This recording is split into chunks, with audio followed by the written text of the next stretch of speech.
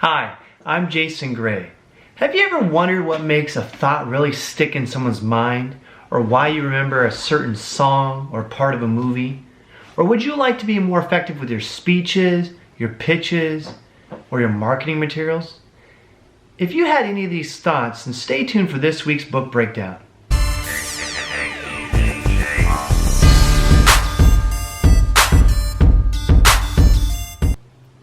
Alright, let's jump into it. We are looking at Why Some Ideas Survive and Others Die, Made to Stick by Chip Heath and Dan Heath. Two very academic people. The book is pretty easy to read. There's a little bit of detail in there that can get a little more challenging or a little easy to gloss over. But I think if you're in marketing, this is right up your alley. Or if you said yes to any of those questions, you're going to love this book. And no, this is not a real piece of duct tape, although it kind of has some feeling like that. So I don't know how they did that. Cool cover. All right, we got a lot of tips to share with you. We'll see how many we can get through here, and then the rest you're going to have to go grab the book. I think this book and the tips in here is something that you'd want to have highlighted yourself as a guide, because I think it's, at least for me, it's great information, and as you're reading through it, you're like, oh yeah, that makes sense, or I'm going to do that. But until you've done it a lot and read it a lot, it's probably not natural. So having something to go back to and be reminded of would be helpful. Okay, so we're starting off here. The book opens up with just an example here. Hey, even the phrase 37 grams of saturated fat by itself was not enough to cause most people's eyes to glaze over. So think about yourself. If I say, don't eat that movie popcorn, it's got 37 grams of saturated fat. Yeah, I'm saying it with emphasis, and so you're probably saying, sounds bad. But if you don't know much about diet or nutrition, how bad is it? Is that enough to get you to stop or slow down? But check this out. Here's what one of the health institutes did in 1992 to do a press conference. It says, a medium-sized butter popcorn at the typical neighborhood movie theater contains more artery clogging fat than a bacon and eggs breakfast, a Big Mac and fries for lunch, and a steak dinner with all the trimmings combined. Wow, that sounds ridiculous, right? So you can see the difference between just stating a fact there or really giving someone a picture of what it is you're trying to convey, but also a picture that they totally understand and will have the right reaction that you want them to. Okay, if you're taking notes, if you're only going to watch 2 minutes of the video, this is the next 2 minutes you really want. These are the 6 principles to making your story stick, or making your idea stick, okay? So principle number 1 is simplicity, okay? If you argue 10 points, even if each is a good point, when a jury gets back to a room, they won't remember them, okay? A one-sentence statement so profound that an individual could spend a lifetime learning to follow it. That's what you want to do. So how do you have all this stuff? And then remove the rest from it. Keep it very simple. Principle number 2, unexpectedness. How do you say something or do something that catches people off guard? That's going to keep them tuned in and also keep them more alert. Number 3, concreteness. Is it very clear? Very clear, very solid. Number 4, credibility. Where is this coming from? Can you use other people? Are you credible? Where is it coming from? 5, emotions, okay? Facts tell, emotions sell, okay? And then facts tell, stories sell actually, but emotions are usually part of stories. Principle number 6, our stories, okay? Telling a story. So here's a checklist for creating a successful idea. It must be simple, unexpected, concrete, credentialed, emotional story. Can you guys do that? Hey, put in the comments below a couple examples that you might have of that. I would love to see some great examples of marketing material ideas that have totally stuck with you, whether you created them or just someone else did. Okay, check out this phrase. If we do nothing else during tomorrow's mission, we must, okay? Or the single most important thing that we must do tomorrow is. Those are 2 good examples of one-liners you can fill in the blank to keep your idea simple. All right. So the French aviator and author Antoine de Saint, I don't know if I'm saying that right, once offered a definition of engineering elegance. A designer knows he has achieved perfection not when there is nothing left to add, but when there's nothing left to take away. So you got something, for instance in our business, it's how many pages is your presentation? You don't need 7, 10, 12 pages for most people or most presentations. So what else can you take away from it to still have quality, but make it more efficient, more simple, more unexpected, more emotional, etc. So speaking of expected, check this out. Here's the bottom line for our everyday purposes. If you want your ideas to be stickier, you've got to break someone's guessing machine and then fix it. But in surprising people, in breaking their guessing machines, how do we avoid gimmicky surprise like wolves? Okay? The easiest way to avoid gimmicky surprise and ensure that your unexpected ideas produce insight is to make sure that you target an aspect of your audience guessing machines that relates to your core message. We've already seen a few examples of this strategy. So pick up the book if you want to read some of those exact examples. That's why I said it's good to have this as a guide or go back to. Okay? It's not enough to know who, what, when, and where. You had to understand what it meant and why it mattered. Okay? Excuse me. All right, keeping people's attention. All right, would you like people when you're doing your speech or they're reading your book or your story or your 4-page synopsis, do you want them to stay through the whole way? Well, something unexpected. The most successful of the pieces all began with a mystery story. The authors described a state of affairs that seemed to make no sense and then invited the reader into the material as a way of solving the mystery. So can you open up with a hook, with a part of a story that says stay tuned to the end or in the middle, or we're going to be talking about this today, and people stay a little more on the edge of their seats. Mysteries are powerful because they create a need for closure. You have heard the famous aha experience, right? Well, the aha experience is much more satisfying when it is preceded by the huh experience. Okay? Author notes, how will it turn out? This question is powerful enough to keep us watching even when we know better. How many of you have been 30 minutes into a movie or a show or even like reality TV and you just stay glued even though when you know it's a waste of time or it's not going anywhere just because you want to see how it ends? Yeah, so how can we have that in our stories, our videos, our messages? Story works by posing questions and opening situations. Movies cause us to ask, what will happen? Mystery novels cause us to ask, who did it? Sports contests cause us to ask, who will win? Crossword puzzles cause us to ask, what is a 6-letter word for psychiatrist? Pokemon cards cause kids to wonder, which characters am I missing?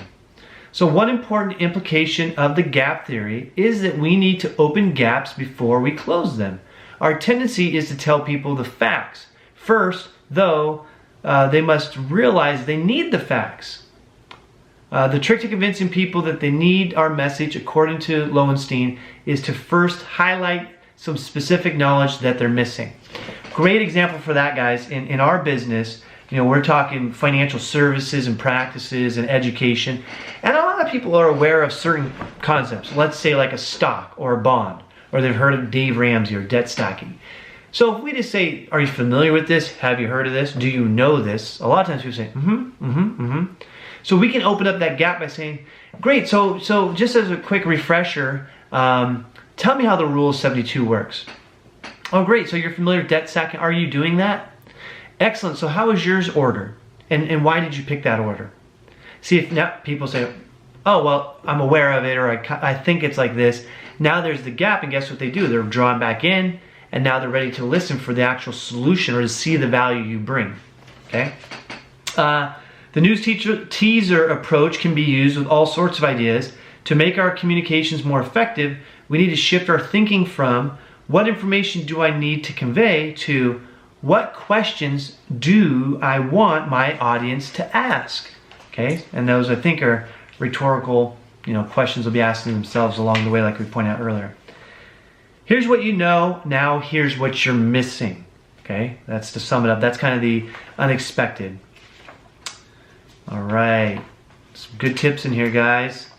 Hey, if you haven't already, go ahead and hit the subscribe button here. Don't miss out on the next book I'm going to be reviewing very soon. It's called The Accidental Billionaire. It's going to be the story of Mark Zuckerberg and Facebook.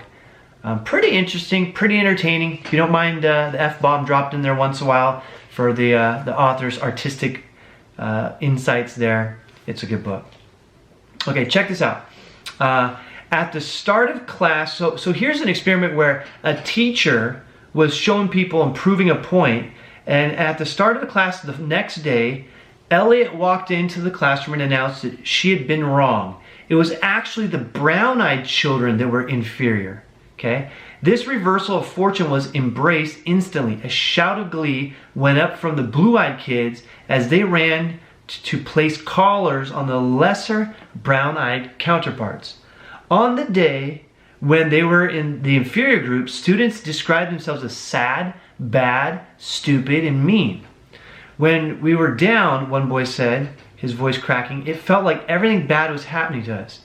When they were on top, the students felt happy, good, and smart. So even their performance on academic tasks, one of the reading exercises was a phonics card pack that the kids were supposed to go through as quickly as possible. The first day when the blue-eyed kids were on the bottom, it took them 5.5 minutes. On the second day when they were on top, it took 2.5 minutes. Why couldn't you go this fast yesterday? Elliot asked. One blue-eyed girl said, we had those collars on. Another student chimed in, we couldn't stop thinking about the collars. So, kind of a harsh experiment, but the teacher was showing the kids a real-life example of what racism or segregation or just treating people inferior for ridiculous things and being just a kind of a terrible individual. So they would tell them, as you just heard there, hey, blue eyes are the gifted kids, everyone else is worse. Put on these collars if you don't have blue eyes. And the next day they switched it on them just to get them to truly remember that experience. Okay? And by the way, these students were followed around for the rest of their life. That was one of the stickiest educational moments that ever stuck with them. And it really proved to them to treat others with kindness and fairness and to look past some ridiculous stuff that some people get caught up in.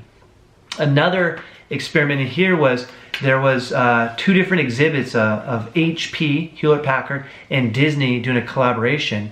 And one group wrote out all the specs and documents, made it very detailed. It sounded cool, but it was very detailed. I mean, you and I were like, sounds great, but I don't know what half this is. The other group took all that, made like a simulation lab, and you could watch, kind of like SimCity, you could watch this imaginary family go through all of it, and you saw exactly what it was they meant to convey in those words. And of course the second version stuck out a lot more. So where you're at, what type of exhibits can you actually build or user experience that you can walk people through? That's going to be more effective and a lot stickier than just in writing. Okay, but even though details should have mattered, they did. Jurors who heard the favorable arguments with vivid details judge people more suitable. Okay, so vivid details seems more credible, sticks in people's mind more. Okay, the use of vivid details is one way to create internal credibility. So look, when someone's giving you a lot of details, it doesn't necessarily sound like they're full of crap. But if they can't give you more details, a lot of times you're like, I don't know if they know their stuff, or I don't know if I believe them. So give vivid details. All right. Think about this question. Here's a powerful statement that can give some credentials here. Are you better off now than you were 4 years ago? That was Ronald Reagan's credible statement. It's very simple. Okay, very simple. In the NBA season, here's a story. So when people are new to the NBA, National Basketball Association, they go through a lot of training about what to do with their money and how to conduct themselves. And obviously in the past, they haven't always had that, and or they didn't heed the advice. I think everything is better now. But here's an example. Okay, they have several nights of this, and they stay at a hotel. After day 1, the players went out to the lobby in the bar, and were having a drink or just hanging out. And guess what? There were a lot of gorgeous women out there, had heard that NBA players were in town. And they started flirting with them and drinking with them. throwing themselves at them. And they said, hey guys, you know, you're in town for a few days. Let's meet up tomorrow night. Let's, you know, come to my room, or let's take things further. And a lot of the guys were excited. Well, the very next day in class, one of the lessons was health. All these beautiful women came in and were in front of the class, and the NBA players thinking, what's going on here? And the instructor said, we're talking about health, how to conduct yourself, and you just never know what's going on out here. I'd like you to introduce these women, and they're here to instruct and teach about safety and sex education and HIV and AIDS, because each one of these women were HIV positive, and they would have never known it, right? So that stuck with those guys, okay? So, you know, think about this in your work or in your lifestyle with your kids. How can you have these very instructional moments that they'll never forget? Here's some sayings, just a couple things. You can insert different things, but they laughed when I sat down at the piano, but when I started to play. Or my husband laughed when I ordered the carpet through the mail, but when I saved 50%. So they laughed when, or this happened when, but when I, you know, kind of a catchy little phrase there that a lot of advertising can use.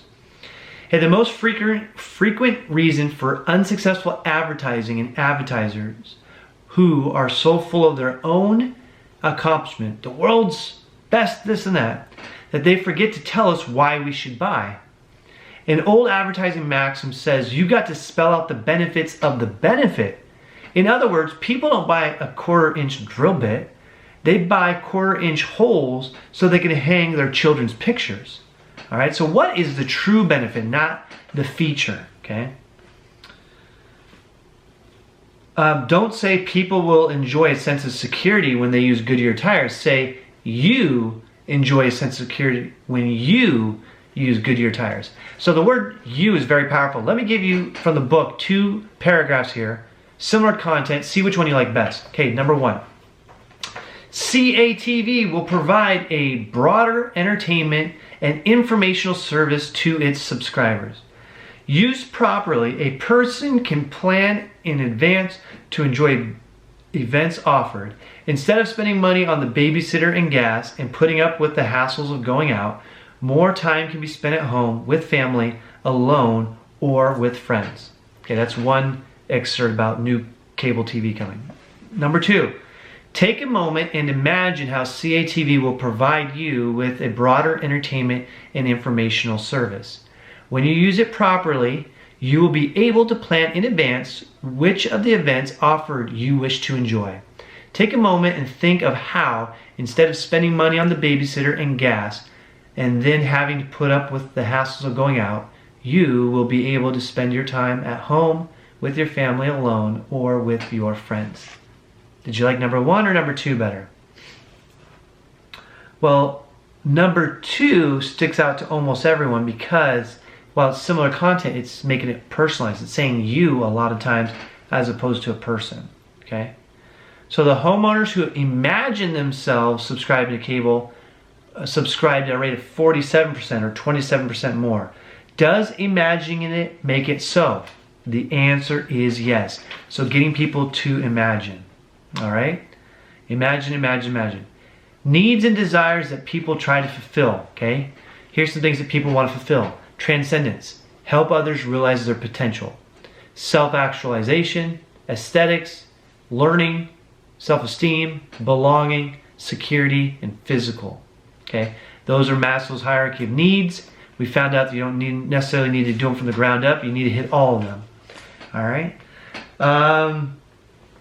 Last point I want to point out, and then you guys have to get the book, is IDEO, a famous design firm,